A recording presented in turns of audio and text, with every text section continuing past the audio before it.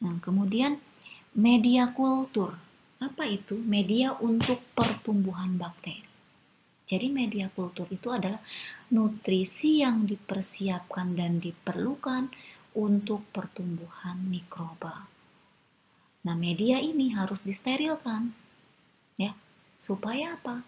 Supaya hanya bakteri tadi misalnya dari buah apel sajalah yang tumbuh, bukan bakteri dari lingkungan labnya atau dari tangan Anda yang tidak bersih atau dari cipratan misalnya saliva, air saliva dan lain sebagainya. Makanya pengerjaan di laboratorium mikrobiologi itu harus sangat bersih, harus sangat aseptis.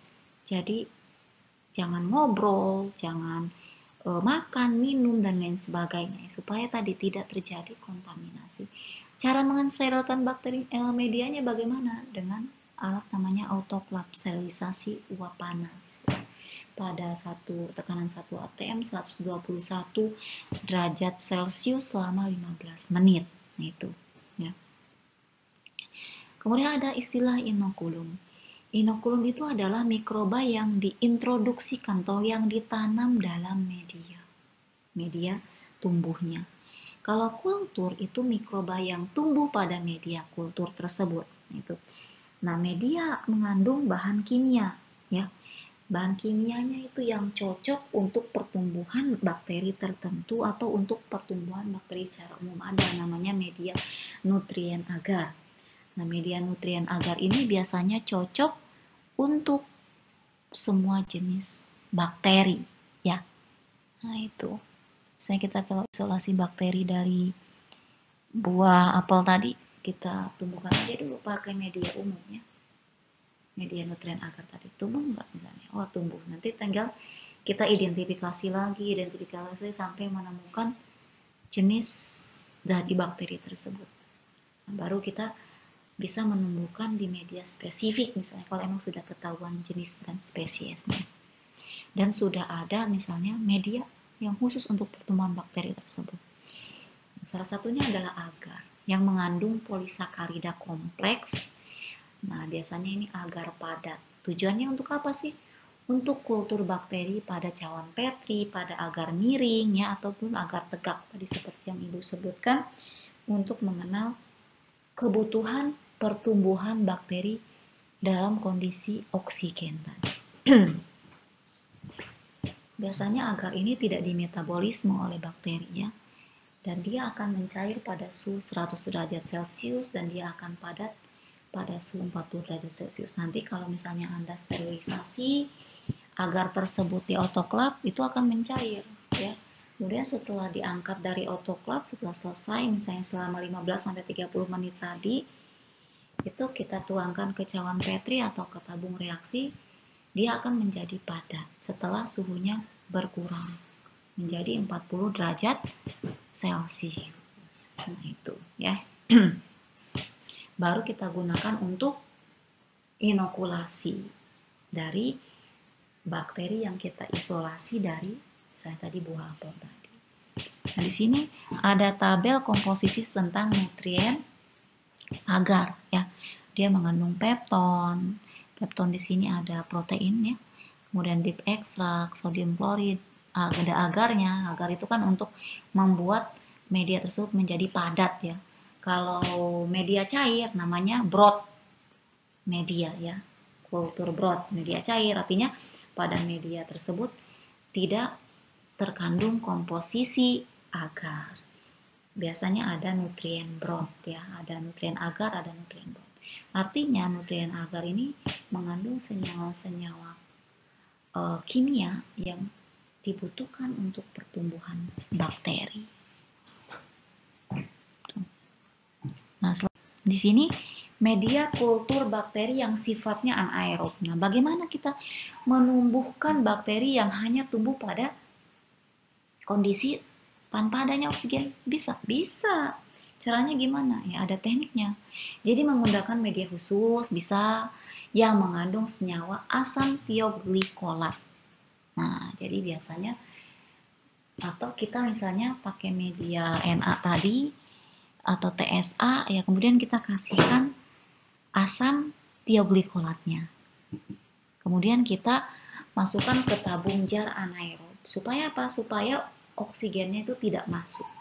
Jadi itu khusus tabung perekat ya, untuk mencegah oksigen tadi masuk. Tuh, kita tumpuk cawan petrinya ya. Kemudian kita masukkan ke anaerobik jar. Ya, itu tabung anaerobik ya.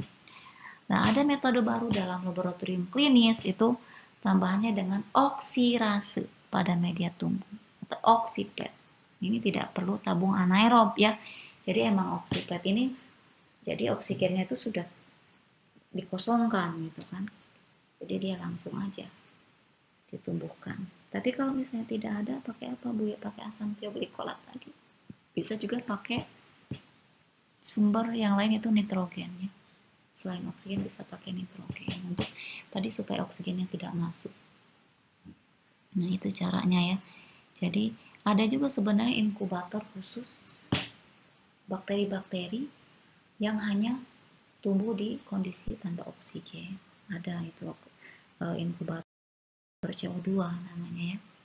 Nah, salah satu contohnya ini Capnophilus, yaitu bakteri anaerob yang perlu CO2 tinggi. Jadi dia O2-nya rendah, CO2-nya harus tinggi.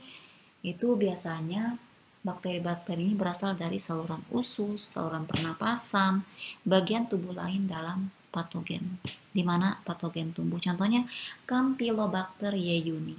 Nah, Campylobacter yeyuni ini merupakan bakteri yang bisa tumbuh pada kondisi anaerob dengan CO2 yang tinggi. Nah, ini bagaimana cara kita menumbuhkannya? Nah, ini tekniknya. Kita bisa lihat di sini ada tabung, di dalamnya kita taruh lilin juga ya, dan kita susun cawan petrinya yang sudah kita tumbuhkan, inokulasikan bakteri kita tadi ya. Kemudian kita kasih juga di sini tabung yang berisi media cair ya. Ini ada lilin ya. Tujuannya tadi untuk menghindari oksigen masuk, dan juga kita tutup ya, kita tutup dengan penutup tabungnya, atau ini metode candle jar ya. Ini bisa juga seperti ini supaya CO2-nya yang ada di dalam tabung tersebut tinggi, karena dia hanya akan tumbuh baik pada kondisi CO2 tinggi. Tapi kalau CO2-nya nggak tinggi, dia nggak akan tumbuh kayak gitu. Jadi ada beberapa bakteri tertentu ya tadi, misalnya kita isolasi dari buah langka misalnya, atau misalnya dari tanah gambut, atau misalnya dari kelaka gitu kan. Kita ingin menumbuhkan, kok dia nggak tumbuh ya Bu di suhu 37 di inkubator biasa gitu kan, yang ada di lab. Udah 5 hari nih Bu, biasanya kan secara teori bakteri itu kan 37 derajat Celcius 24 jam. Oh, berarti bakteri yang Anda temukan ini memerlukan kebutuhan khusus, yaitu apa? Perlu CO2 yang tinggi, sehingga cara inkubasinya berbeda. Tidak langsung main masukkan aja ke inkubator, tapi menggunakan candle jar ini, atau tadi seperti menggunakan anaerobic jar, atau dengan menambahkan asam tioglikolat pada media tumbuhnya. Jadi bakteri itu ternyata memiliki kebutuhan khusus. Jadi ada bakteri berkebutuhan khusus. Nah, sehingga juga ada media selektif dan media diferensial. Media selektif itu media yang diperlukan hanya untuk menumbuhkan bakteri yang diinginkan saja. Contohnya IMB, Eosin Methylene Blue, itu hanya untuk bakteri E. coli saja. Jadi bakteri lain itu tidak bisa tumbuh. Nah, kayak gitu. Contoh kayak kita misalnya hanya ingin menumbuhkan Salmonella atau Shigella. Nah, itu pakai SS agar, Salmonella, Shigella agar. Nah, itu jadi media selektif namanya ya. Kalau media yang umum tadi namanya nutrien agar ya. Jadi semua bakteri itu bisa tumbuh di situ. Tapi kalau ketika kita hanya ingin bakteri tertentu saja yang tumbuh, jadi gunakanlah media selektif. Jenisnya macam-macam ya. Ada eosin, ada mannitol-sat agar ya, dan juga ada jenis yang lainnya. Silakan nanti Anda kaji di beberapa artikel penelitian orang ya. Tuh.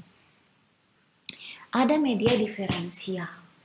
Nah, media ini yang dirubah dan dikenali oleh beberapa mikroba yang memudahkan untuk membedakan kita ke dalam koloni dan jenisnya.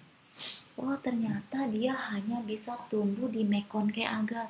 Artinya kita bisa mengidentifikasi nih, mengenali jenisnya. Berarti dia bakteri gram negatif. Sudah deh. Pasti kalau dia hanya tumbuh di Mekongke agar, oh dia gram negatif. Kalau dia tidak tumbuh di Mekongke agar, oh berarti dia bakterinya gram positif nih. Nah, kayak gitu. Itu namanya media diferensial. Ya.